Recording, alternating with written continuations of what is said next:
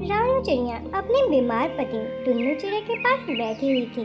हे भगवान, मेरे टुन्नू जी को न जाने कैसी ये अजीब बीमारी हो गई है। पता नहीं मैं इसका इलाज कैसे करा पाऊंगी। तुम परेशान मत हो रानो, मेरे इलाज की इतनी चिंता मत करो।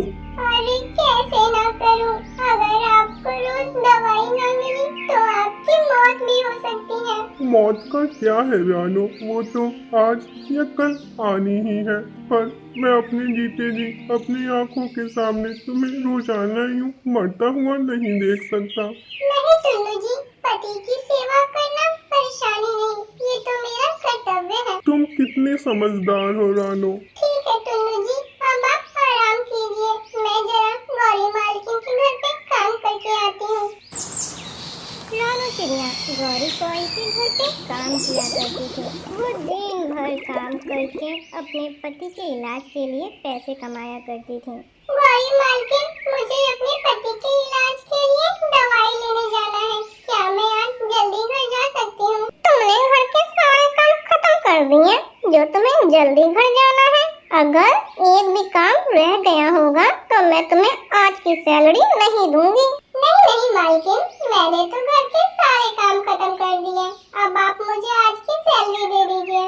गौरी कोई तनख्वाह के रूप में रोज रानू को 50 रुपए दिया करती थी। रानू चिड़िया वो पैसे ले जाकर जंगल की वैद रिमझिम बकरी को दिया करती थी। रिमझिम बकरी उन पैसों के बदले टुन्नू चिड़िया के लिए जड़ी बूटियों की दवाई बनाकर उसका इलाज किया करती थी। ये लो रानू दवाई, ये ले जाकर अपने पति को खिला देना। धन्यवाद रिमझिम बहन। रानू चिड़िया दवा लेकर अपने घोंसले में जाती है। ये लीजिए टुन्नू जी, दवा पी लीजिए। रानू चिड़िया जब टुन्नू को दवा दे रही थी तब उसे घर में ढेर सारा अनाज दिखाई देता है। अरे ये अनाज कौन लेकर आया? ये तो मैं लेकर आया हूँ। क्यों? मैंने आपको मना किया था ना, आप घर से बाहर क्यों गए? अगर आपको कुछ हो जाता तो? अरे रानो, तुम दिन भर उस गौरी कोई के यहाँ काम करती हो, फिर अपने घर का भी काम करती हो। क्या मैं तुम्हारी इतनी भी मदद नहीं कर सकता? अभी आप बीमार हो ना, जब ठीक हो जाओगे तब मेरी मदद कर लेना। रानू अपने पति के इलाज के लिए कड़ी मेहनत करती थी। एक दिन वो दवाई लेने के लिए रिमझिम बकरी के पास जाती है। ये लो रिमझिम बहन पैसे, और जल्दी से मुझे दवा बना कर दो। माफ करना रानू बहन, पर मैं आज तुम्हें दवाई बनाकर नहीं दे सकती। क्या? पर क्यों रिमझिम बहन?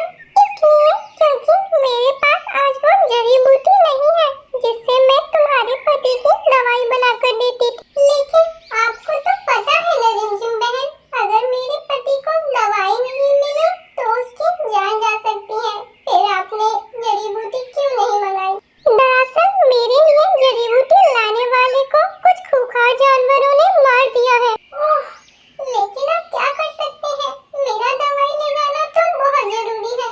माफ करना रानू बहन, पर इस वक्त उस खतरनाक इलाके में जाने के लिए कोई तैयार नहीं है। रिमझिम बकरी की बातें सुनकर रानू चिड़िया उदास हो जाती है और उदास मन से अपने घर की तरफ जाने लगती है। आज अगर टुन्नू जी को दवा नहीं मिली तो कुछ भी हो सकता है। समझ नहीं आ रहा क्या करूं मैं। दवाई की चिंता करते करते रानू चिड़िया अपने घोंसले में आती है। उसे उदास देखकर टुन्नू चिड़िया समझ जाता है जरूर कोई बात है। क्या बात है रानो, तुम इतनी उदास क्यों हो? रानू टुन्नू को सारी बात बताकर कहती है। खूंखार जानवरों के डर से वहाँ जाने के लिए कोई तैयार नहीं है, इसीलिए मैं सोच रही हूँ मैं ही जड़ी बूटी लेने चली जाऊँ। नहीं रानो, मेरी जिंदगी बचाने के लिए तुम अपनी जान जोखिम में नहीं डालोगी। जाना तो पड़ेगा टुन्नू जी, मैं तुम्हें ऐसे मरता हुआ नहीं देख सकती। नहीं, अगर तुम्हें कुछ हो गया तो मैं अपने आप को कभी माफ नहीं कर पाऊंगा। आप चिंता मत कीजिए, मुझे कुछ भी नहीं होगा। रानू अपनी जान हथेली में लेकर खूंखार जानवरों के इलाके में चली गई। अरे बाप रे, ये जगह तो कितनी खतरनाक है। तभी रानू को सामने काफी सारे जड़ी बूटियों के पेड़ दिखाई पड़ते हैं, लेकिन वहाँ पे कुछ खतरनाक जानवर भी थे। अरे जड़ी बूटी के पास तो इतने सारे खतरनाक जानवर और पक्षी हैं। मैं क्या करूं? वहाँ से कैसे जड़ी बूटियों को लेकर आऊं? रानू चिड़िया दूर डाल पर बैठकर ये सोच ही रही थी, तभी एक विशाल चील वहाँ पे उड़ती हुई आती। कई दिनों से मुलायम मुलायम चिड़िया को मांस खाया नहीं है, आज खाने को मिलेगी। अरे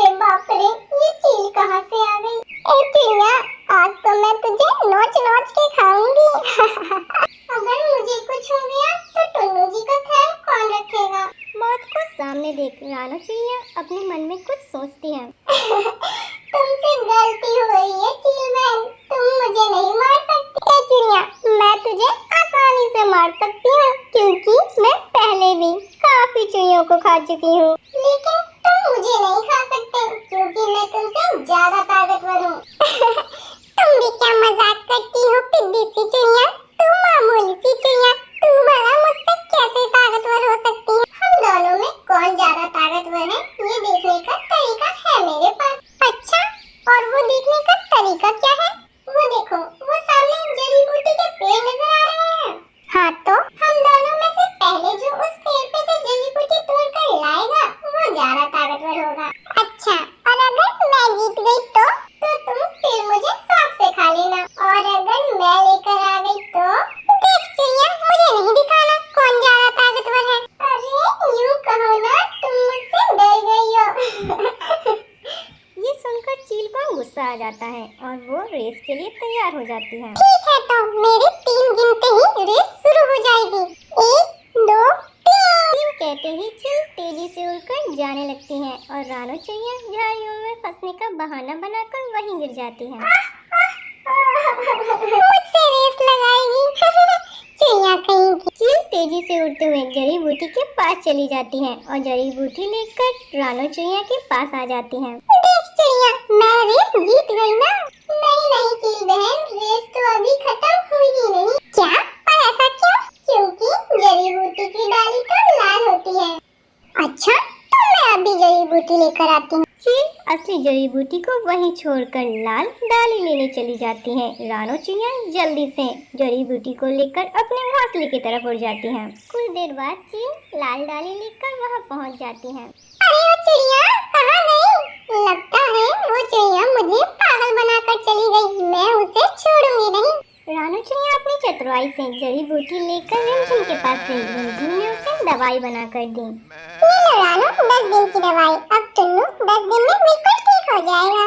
कुछ ही दिनों में टुन्नू चिड़िया बिल्कुल पहले जैसा हो जाता है। इस तरह रानो चिड़िया अपनी सूझबूझ से अपने पति की जान बचा लेती है।